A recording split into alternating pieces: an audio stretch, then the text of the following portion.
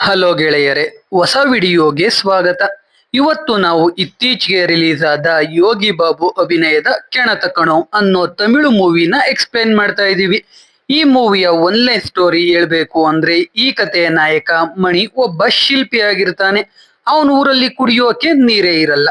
ಹೀಗಿದ್ದಾಗ ನೀರ್ ಸಿಗುತ್ತೆ ಅಂತ ಮಣಿ ಮನೆ ಪಕ್ಕಾನೆ ಬಾವಿ ತೋಡೋಕೆ ಶುರು ಮಾಡ್ತಾರೆ. ಆ ಬಾವಿ ತೋಡೋಕೆ ಶುರು ಮಾಡಿದ್ಮೇಲೆ ಏನೆಲ್ಲ ಆಗುತ್ತೆ, ಆ ಊರಲ್ಲಿ ನೀರಿಲ್ಲದ ಕಾರಣ ಮಣಿ ಲೈಫ್ ಅಲ್ಲಿ ಏನೆಲ್ಲ ಕಷ್ಟ ಆಗುತ್ತೆ, ಕಡೆಗೆ ಅಲ್ಲಿ ನೀರ್ ಸಿಗುತ್ತೋ ಇಲ್ವೋ ಅಂತ ನಾವು ಮೂವಿ ನೋಡ್ತಾ ತಿಳ್ಕೊಳ್ಳೋಣ.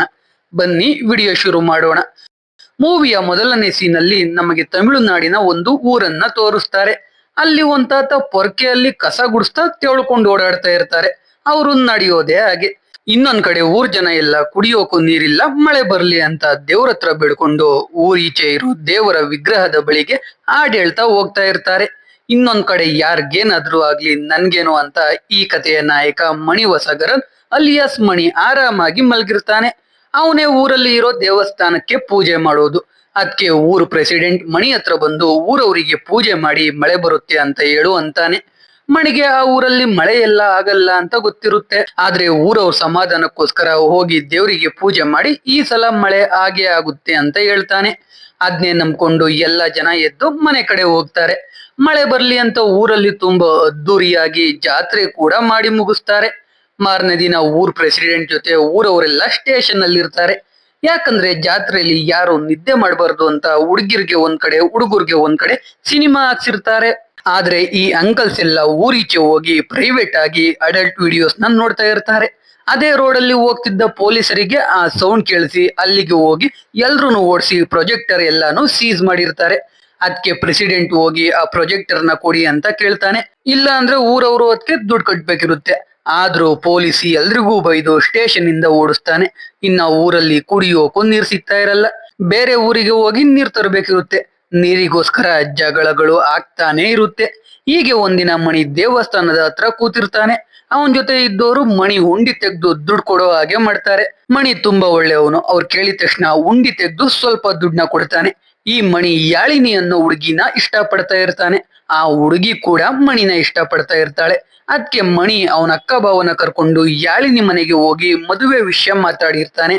ಅಲ್ಲಿ ಯಾಳಿನಿ ತಂದೆಗೆ ಮಣಿ ದೇವಸ್ಥಾನದಲ್ಲಿ ಪೂಜೆ ಮಾಡ್ತಾನೆ, ಜೊತೆಗೆ ವಿಗ್ರಹಗಳ ಕೆತ್ತನೆ ಕೂಡ ಮಾಡ್ತಾನೆ ಅಂತ ಗೊತ್ತಾಗುತ್ತೆ.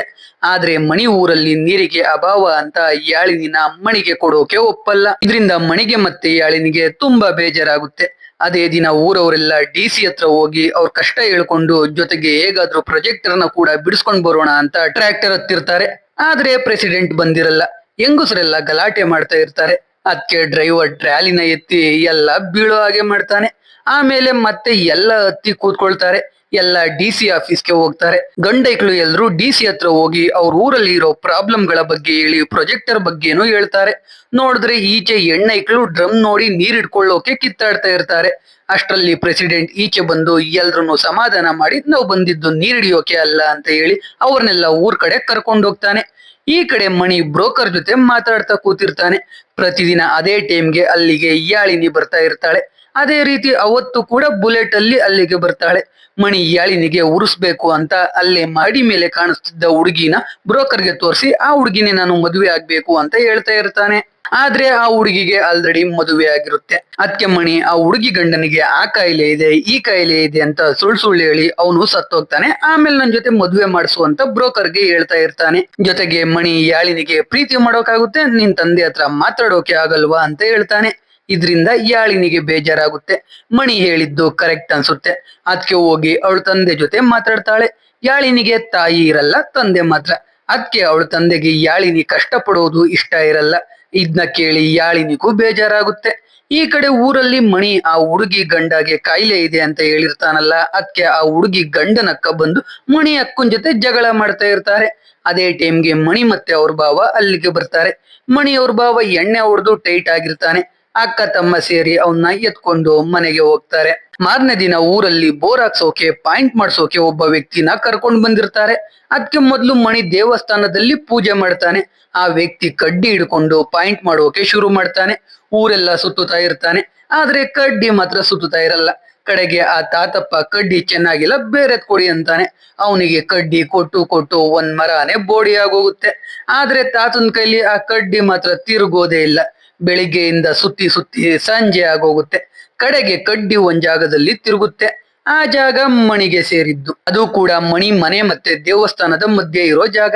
ಅದಕ್ಕೆ ಅಲ್ಲಿ ಬೋರ್ ಹಾಕ್ಸೋಕೆ ಊರವರೆಲ್ಲ ಡಿಸೈಡ್ ಮಾಡಿ ಮಣಿ ತಾತನ ಬಳಿ ಕೇಳ್ತಾರೆ. ಮಣಿ ತಾತ ಮಣಿ ಮನೆ ಈಚೆ ಇರೋ ಇನ್ನೊಂದ್ ಚಿಕ್ಕ ಮನೆಯಲ್ಲಿ ಯಾವಾಗ್ಲೂ ಇರೋದು. ಅವರು ಬೋರ್ ಹಾಕೋಕೆ ಆದ್ರೆ ಜಾಗ ಕೊಡಲ್ಲ, ಬೇಕಿದ್ರೆ ಬಾವಿ ತೆಗಿರಿ ಅಂತ ಹೇಳ್ತಾನೆ. ಅದಕ್ಕೆ ಊರವರು ಸರಿ ಅಂತಾರೆ. ಆದ್ರೆ ತಾತ ಮಣಿನ ಕೂಡ ಒಮ್ಮೆ ಕೇಳಿ ಅಂತಾನೆ. ಅದೇ ಟೈಮ್ಗೆ ಅಲ್ಲಿಗೆ ಮಣಿ ಬರ್ತಾನೆ. ಮಣಿನ ಕೇಳಿದ್ರೆ ಆಗಲ್ಲ ಅಂತಾನೆ. ಯಾಕಂದ್ರೆ ಅದನ್ನ ಅವನೊಬ್ನೇ ಡಿಸೈಡ್ ಮಾಡೋಕೆ ಆಗಲ್ಲ, ಅವನ ಅಕ್ಕ ಕೂಡ ಇರ್ಬೇಕು. ಜೊತೆಗೆ ಅವನು ಈ ಯಾಳಿನಿ ಮನೆಗೆ ಹೆಣ್ ಕೇಳೋಕೆ ಹೋದಾಗ ಊರವ್ರು ಯಾರು ಅವನ ಜೊತೆ ಹೋಗಿರಲ್ಲ. ಅದಕ್ಕೆ ಮಣಿ ಆಗಲ್ಲ ಅಂದಿದ್ಕೆ ಎಲ್ರು ಬೇಜಾರು ಮಾಡ್ಕೊಂಡು ಹೋಗ್ತಾರೆ. ರಾತ್ರಿ ಎಲ್ರು ಕೂತು ಏನ್ ಮಾಡೋದು ಅಂತ ಯೋಚನೆ ಮಾಡ್ತಾ ಇರ್ತಾರೆ. ಕಡೆಗೆ ಯಾಳಿನಿ ಮನೆಗೆ ಹೋಗಿ ಮಾತಾಡಿ ಯಾಳಿನಿಗೆ ಮತ್ತೆ ಮಣಿಗೆ ಮದ್ವೆ ಸೆಟ್ ಮಾಡೋಣ ಅಂತ ಡಿಸೈಡ್ ಮಾಡ್ತಾರೆ. ಮಣಿ ಮಾರನೇ ದಿನ ಅವನ ಅಕ್ಕನ ಕರೆಸಿ ಜೊತೆಗೆ ಊರವ್ರನ್ನೆಲ್ಲ ಅವನ ಮನೆ ಹತ್ರ ಕರೆಸ್ತಾನೆ. ಅಲ್ಲಿ ಬಾವಿ ಅಗ್ಯೋಕೆ ಅವನ ಅಕ್ಕನಿಗೆ ಒಪ್ಪಿಗೆ ಇರುತ್ತೆ. ಆದ್ರೆ ಮಣಿ ಒಂದು ಕಂಡೀಷನ್ ಹಾಕ್ತಾನೆ. ಆ ಜಾಗದಲ್ಲಿ ಬಾವಿ ಹಾಕೋದಾದ್ರೆ ಅಷ್ಟೇ ಜಾಗನ ಬೇರೆ ಕಡೆ ನಮ್ಮ ಅಕ್ಕನ ಹೆಸರಿಗೆ ಬರ್ದ್ ಕೊಡ್ಬೇಕು ಅಂತ. ಯಾಕಂದ್ರೆ ಮುಂದೆ ಅವನ ಅಕ್ಕನಿಗೆ ಕಷ್ಟ ಆದ್ರೆ ಮಣಿ ಹತ್ರ ಕೊಡೋಕೆ ಏನೂ ಇರಲ್ಲ. ಅದಕ್ಕೆ ಇದನ್ನ ಕೇಳಿ ಊರವರೆಲ್ಲ ಅದಕ್ಕೆ ಒಪ್ಕೊಳ್ತಾರೆ. ಪೂಜೆ ಮಾಡಿ JCB ತರಿಸಿ ಗುಂಡಿ ತೆಗೆಸ್ತಾರೆ. ಆಮೇಲೆ ಮಣಿ ಅವನ್ ಭಾವನ ಜೊತೆ ಮತ್ತೆ ಯಾಳಿನಿ ಮನೆಗೆ ಹೋಗ್ತಾನೆ. ಊರಲ್ಲಿ ಬಾವಿ ತೆಗೆಸ್ತಾ ಇರೋ ವಿಷಯ ಹೇಳ್ತಾನೆ. ಅಷ್ಟರಲ್ಲಿ ಯಾಳಿನಿ ತಂದೆ ನಿಮ್ ಊರವರೆಲ್ಲ ಬಂದು ನಿಮ್ ಬಗ್ಗೆ ಹೇಳಿದ್ರು, ಅಲ್ಲಿ ನೀರ್ ಬರ್ತಾ ಇದ್ದ ಹಾಗೆ ನಿಮ್ಗೆ ಮದುವೆ ಮಾಡ್ಕೊಡ್ತೀನಿ ಅಂತ ಹೇಳ್ತಾರೆ. ಮಣಿ ಅಂತೂ ಖುಷಿಯಾಗೋಗ್ತಾನೆ. ಒಂದ್ ಕಡೆ ಮಣಿ ಮನೆ ಹತ್ರ ಎಲ್ಲ ಬಾವಿ ಅಗಿತಾ ಇರ್ತಾರೆ, ಇನ್ನೊಂದ್ ಕಡೆ ಮಣಿ ಯಾಳಿನಿ ಖುಷಿಯಾಗಿ ಓಡಾಡ್ತಾ ಇರ್ತಾರೆ. ಹಾಗೆ ಇಬ್ರಿಗೂ ಎಂಗೇಜ್ಮೆಂಟ್ ಕೂಡ ಮಾಡಿ ಮುಗಿಸ್ತಾರೆ. ಯಾಳಿನಿ ಅವಾಗವಾಗ ಮಣಿ ಮನೆಗೆ ಬಂದು ಎಲ್ರು ಮಾತಾಡಿಸ್ಕೊಂಡು ಹೋಗ್ತಾ ಇರ್ತಾಳೆ. ಹೀಗೆ ಬಾವಿ ಅಗಿತಾ ಇದ್ದಾಗ ಬಾವಿ ಅಗ್ಯೋರಿಗೆ ಬಾವಿಲಿ ಮೂಳೆಗಳು ಸಿಗುತ್ತೆ. ಅದನ್ನ ನೋಡಿ ಎಲ್ಲ ಎದ್ರುಕೊಂಡು ಓಡೋಗ್ತಾರೆ. ಈ ವಿಷಯ ಮಣಿಗೆ ಗೊತ್ತಾಗಿ ಬಾವಿ ಹತ್ರ ಓಡ್ ಬರ್ತಾನೆ. ಆಲ್ರೆಡಿ ಊರವರೆಲ್ಲ ಏನ್ ಮೂಳೆ ಅಂತ ನೋಡ್ತಾ ಇರ್ತಾರೆ. ನೋಡಿದ್ರೆ ಅದು ಡೈನೋಸರ್ ಮೂಳೆ. ಅದನ್ನ ನೋಡಿ ಎಲ್ಲ ಶಾಕ್ ಆಗೋಗ್ತಾರೆ. ಇಲ್ಲಿಗೆ ಇಂಟರ್ವಲ್ ಬರುತ್ತೆ. ಇಂಟರ್ವಲ್ ನೆಕ್ಸ್ಟ್ ಸೀನ್ ಅಲ್ಲಿ ಒಂದ್ ಮನೆಯನ್ನ ತೋರಿಸ್ತಾರೆ. ಗಂಡ ಚೇರ್ ಮೇಲೆ ಕೂತಿರ್ತಾನೆ. ಹೆಂಡತಿ ಸ್ನಾನಕ್ಕೆ ಹೋಗೋಕೆ ಒಳಗೆ ಈಚೆ ಓಡಾಡ್ತಾ ಇರ್ತಾಳೆ. ಹೆಂಡತಿ ಸ್ನಾನಕ್ಕೆ ಹೋಗ್ಲಿ ಅಂತ ಗಂಡ ಕಳ್ಬೇಕ್ ತರ ವೇಟ್ ಮಾಡ್ತಾ ಇರ್ತಾನೆ. ಅವಳು ಸ್ನಾನಕ್ಕೆ ಹೋದ್ಲು ಅಂತ ಗೊತ್ತಾಗಿದ ತಕ್ಷಣ ಅಣ್ಣ ಟಿವಿ ಹಾಕೊಂಡು MTV ಚಾನಲ್ ನೋಡೋಕೆ ಶುರು ಮಾಡ್ತಾನೆ.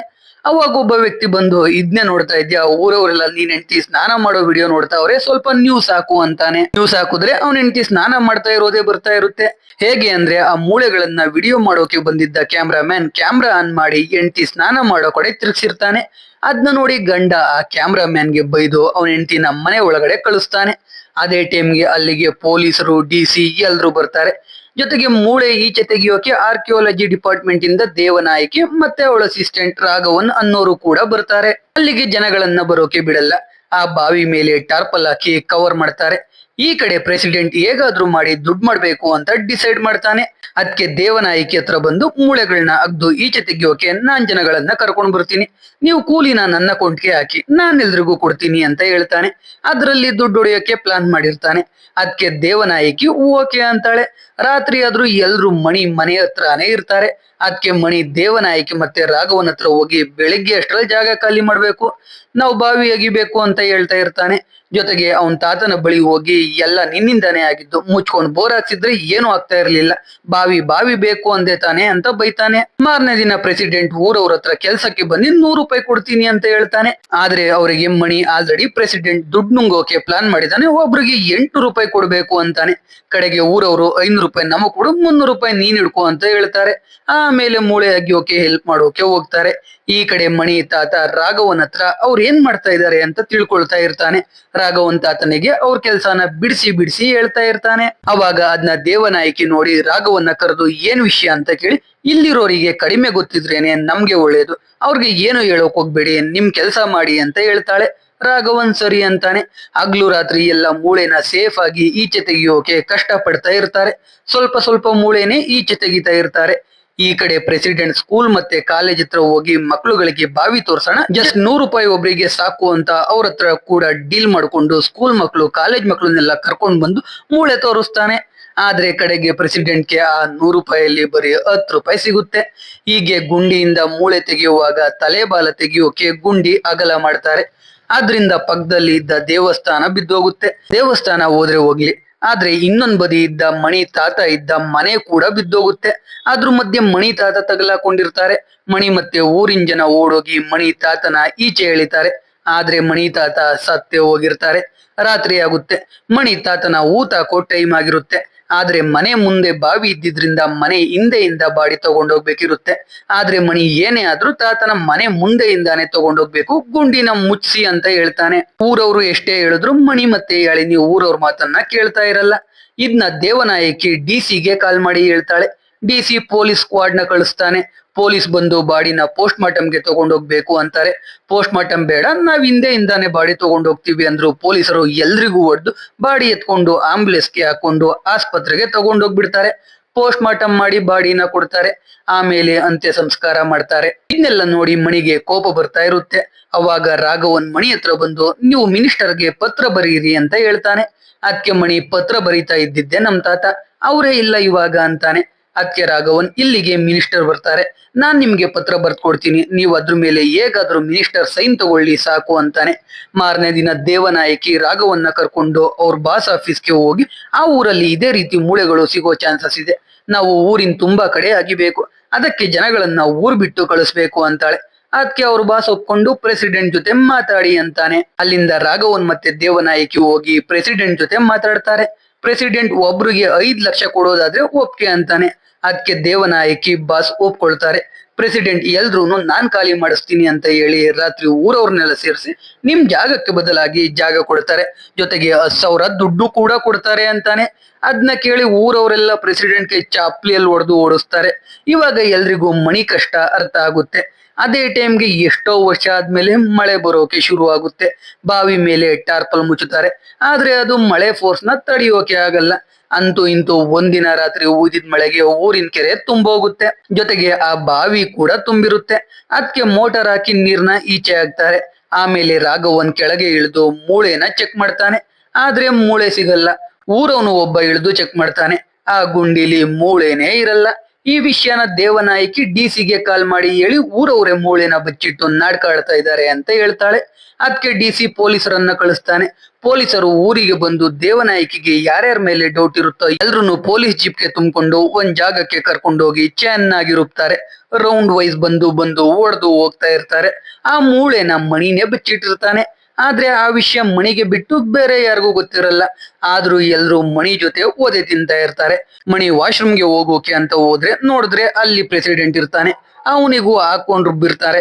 ಇದನ್ನ ಒಂದ್ ಹುಡುಗಿ ರೆಕಾರ್ಡ್ ಮಾಡ್ತಾ ಇರ್ತಾಳೆ. ಮಣಿ ವಾಶ್ರೂಮ್ಗೆ ಹೋದ್ರೆ ಅದ್ನು ರೆಕಾರ್ಡ್ ಮಾಡ್ಲಾ ಅಂತ ಕೇಳ್ತಾಳೆ. ಮಣಿ ಬೇಡ ಅಂತಾನೆ. ಆ ಹುಡುಗಿ ಅಲ್ಲಿಂದ ಹೋಗುವಾಗ ಅದನ್ನ ಒಬ್ಬ ಪೊಲೀಸ್ ನೋಡಿ ಆ ಹುಡುಗಿಗೆ ಬೈದು ವಿಡಿಯೋನ ಡಿಲೀಟ್ ಮಾಡಿ ಕಳಿಸ್ತಾನೆ. ಮಾರನೇ ದಿನ ಮಿನಿಸ್ಟರ್ ಊರಿಗೆ ಬರ್ತಾರೆ, ಆದ್ರೆ ಮೂಳೆ ಇರಲ್ಲ.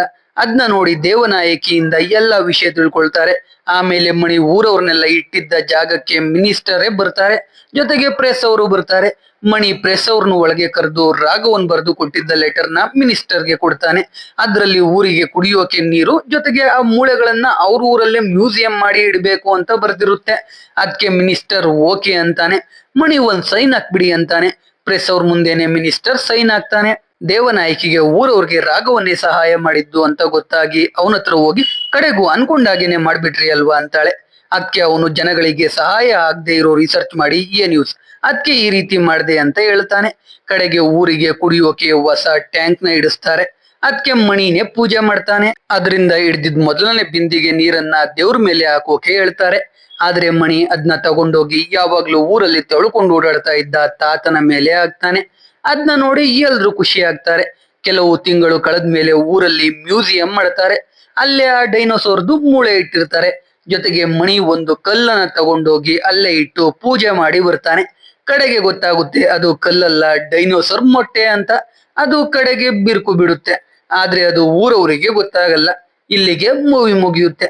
ಮೋಸ್ಟ್ಲಿ ಕಣತ ಕಣೋಮ್ 2 ಕೂಡ ಬರೋ ಚಾನ್ಸಸ್ ಇದೆ. ಸೊ ಎಕ್ಸ್ಪ್ಲನೇಷನ್ ಕೇಳಿ ನಿಮ್ಗೆ ಅನಿಸ್ತು ಅಂತ ಕಾಮೆಂಟ್ ಮಾಡಿ. ವಿಡಿಯೋ ಇಷ್ಟ ಆಗಿದ್ರೆ ಲೈಕ್ ಮಾಡಿ, ಕಂಟೆಂಟ್ ಇಷ್ಟ ಆಗಿದ್ರೆ ಮಾತ್ರ ಸಬ್ಸ್ಕ್ರೈಬ್ ಮಾಡ್ಕೊಂಡು ಸಪೋರ್ಟ್ ಮಾಡಿ.